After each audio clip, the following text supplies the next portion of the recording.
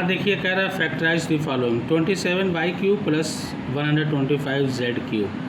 इसको सॉल्व करना है प्लस में। अब देखिए ये क्यूब है, ये किसका क्यूब बनेगा? देखिए इसका फार्मूला क्या होता है देख लीजिए। पहले हम बता दे रहे हैं, ये हो जाएगा 3y का होल क्यूब और प्लस 5z का होल क्यूब, क्योंकि 3 3 जा 9, 9 3 जा 27 क्यूब का मतलब होता है, ये देखिए 3 × 3 × 3 क्यूब है ना, यानी 3 बार मल्टीप्लाई।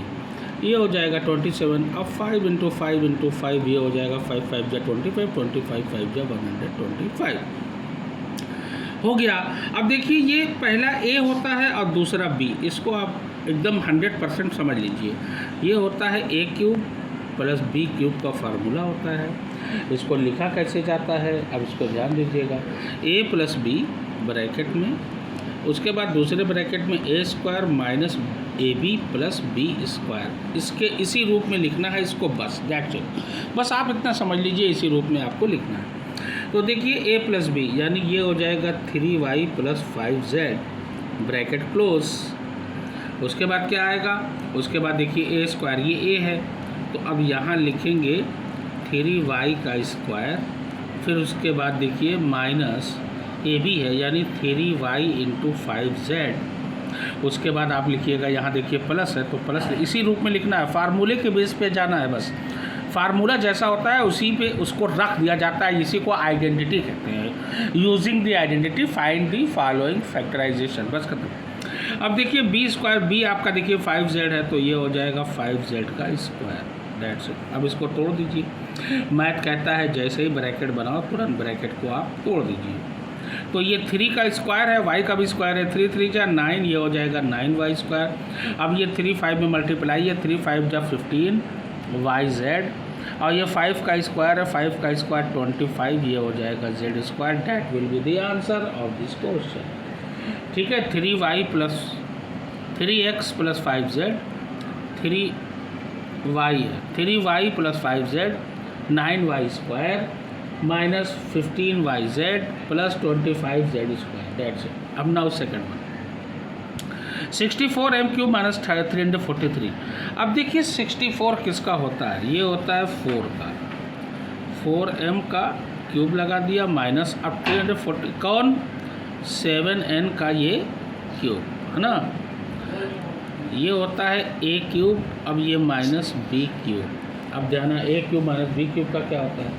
एक ब्रैकेट में a माइनस b, दूसरे में a² plus ab plus b², ये होता है, ठीक है ना। अच्छा, अब a माइनस b ये हो जाएगा 4m माइनस 7n एक ब्रैकेट में, दूसरे ब्रैकेट में देखिए a² है यानी ये a है और ये b है, 4m है तो ये हो जाएगा 4m का स्क्वायर, यहाँ बड़ी ब्रैकेट बना दीजिए, प्लस ab है यानी कि अब देखिए अब यहाँ ध्यान देना ab में, ये हो जाएगा 4m × 7n और उसके बाद लिखिएगा प्लस b² यानी 7n का स्क्वायर, ये ब्रैकेट, ये हो जाएगा 4m माइनस 7n, 4 4 जा 16m², 4 7 जा 28mn और ये हो जाएगा 7 का स्क्वायर यानी 49n²। That will be the answer of this question. Okay, ये हो गया आपका। अब ये देखिए x⁻6 माइनस 7x³ माइनस 8। अब ये थोड़ा सा ध्यान दीजिएगा, ये थोड़ा अच्छा सवाल है। ये हो जाएगा x⁻6 माइनस 7x³, इसको हम लिख सकते हैं 8 - 1। 8 - 1 आप लिख दीजिएगा, आपका हो जाएगा ये x³ माइनस 8, क्योंकि इसको 4 टर्म बनाएंगे। अब देखिए कैसे करना है बाद में बताते हैं। x6 मैथ कहता है जैसे ही ब्रैकेट बनाओ तुरंत ब्रैकेट तोड़ दो, 8x³ minus minus plus x³ minus 8। अब देखिए 4 टर्म। अब यहाँ पे देखिएगा, ये देखिए 2 ये 2। अब ध्यान देना x⁻, अब यहाँ x³ क्या ले लेंगे, 2 2 का ग्रुप कॉमन ले लेंगे, बचेगा x³ माइनस 8। अब यहाँ पे क्या है, ये है प्लस x³ माइनस 8। अब ध्यान देना, अब देख लीजिए x³ माइनस 8, x³ माइनस 8 यहाँ भी है, ठीक है ना। यहाँ पे +1 कोई साइन नहीं होता तो +1 जो है कॉमन हो जाता है, ये देखिए।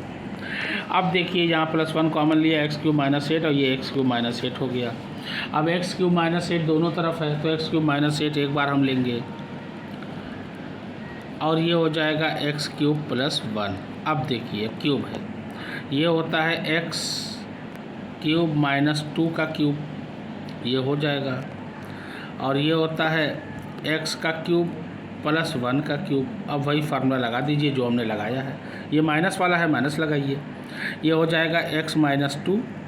उसके बाद आप ध्यान से दीजिएगा x माइनस 2 हो जाएगा तो अब पूरे में प्लस जाएगा, ये माइनस वाला लगेगा, है ना, a स्क्वायर यानी x का स्क्वायर। उसके बाद क्या है प्लस ab यानी 2x, ये हो जाएगा ab हो गया, और ये उसके बाद b स्क्वायर यानी 2 का स्क्वायर, ये हो जाएगा 4, ये हो गया। वही सेम कंडीशन यहाँ भी आप लगा दीजिए, लेकिन यहाँ प्लस है तो आप लिखोगे कैसे, लिखोगे x प्लस 1 एक में, उसके बाद प्लस वाला देखिए ये है a स्क्वायर यानी x का स्क्वायर, उसके बाद माइनस ab यानी 1 में x से किया x है होगा, उसके बाद प्लस b स्क्वायर यानी b 1 है यानी plus 1, x square minus x plus 1। That will be the answer of this question, और ये कंप्लीट हुआ।